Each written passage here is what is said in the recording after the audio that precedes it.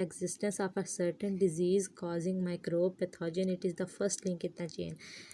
पहली जो चेन का पहला लिंक है वो कैसे बनता है कि एक माइक्रो ऑर्गेनिज्म, एक पैथोजेनिक माइक्रो ऑर्गेनिज्म, बीमारियां फैलाने वाला माइक्रो ऑर्गेनिज्म जो होता है वो एग्जिस्ट करता है, वो बन जाता है नेचुरली या मैन मेड या जैसे भी वो वजूद में आ जाता है, यहाँ पर वो वजूद में आ गया। The second link in the chain is the reservoir, i.e. the environment where the pathogen can survive. Examples of a reservoir include water, soil and maybe someone who is already infected. अगला काम होता है वो zero patient ढूंढना। Zero patient जो होता है वो जगह, वो पॉइंट जहाँ से वो शुरू हो रहा है, वो माइक्रो ऑर्गेनिज़म जो है ना वो शुरू हो रहा है, वो कुछ भी हो सकता है।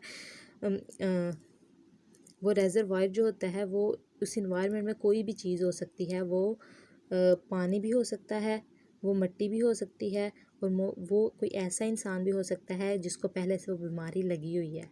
ये दूसरा है। थर्ड है मीन्स ऑफ इस्केप। अब उसको उस रेजरवायर से वो पैथोजन जो है वो कैसे इस्केप, वो कैसे निकलेगा और वो अगले ह्यूमन में जो है ना वो ट्रांसफ़र होगा। The third link in the chain is the mean of escape from the reservoir. For example if we are the reservoir the pathogen can escape when we cough or sneeze. तीसरा जो step है मैंने आपको बताया कि reservoir से भागने का, तो वो कैसे भागेगा। अगर यहाँ पर एग्जांपल दे रहा है, अगर हम रेजरवायर हैं तो हम में से निकल के दूसरे इंसान तक कैसे जाएगा। अगर हम खांसेंगे या छींकेंगे तो वो इस्केप हो जाएगा हमारी बॉडी से और वो दूसरे इंसान में एंटर हो जाएगा। Fourth link in the chain is the mode of transmission from the reservoir to the host. If water is the reservoir of germs, its made of transmission would be drinking water supply. चौथा step है mode of transmission, कि किस तरीके से, किस रास्ते को चुनते हुए वो अगले इंसान में एंटर होगा। यहाँ पर पानी की एग्जांपल दी हुई है।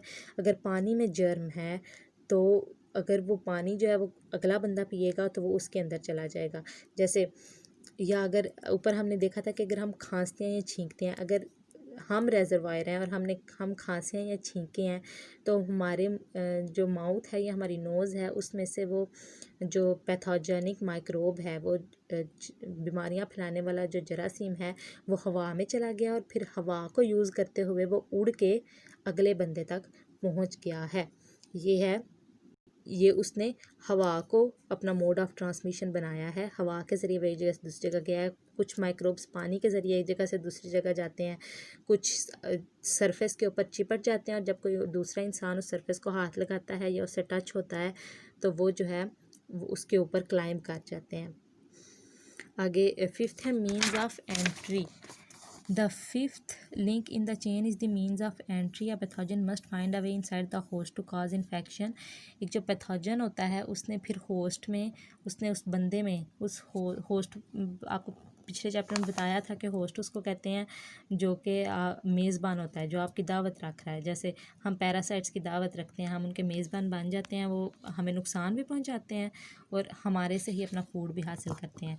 तो वो होस्ट में एंटर हो गया और फिर उसके अंदर इन्फेक्शन फैलाना शुरू कर दिया।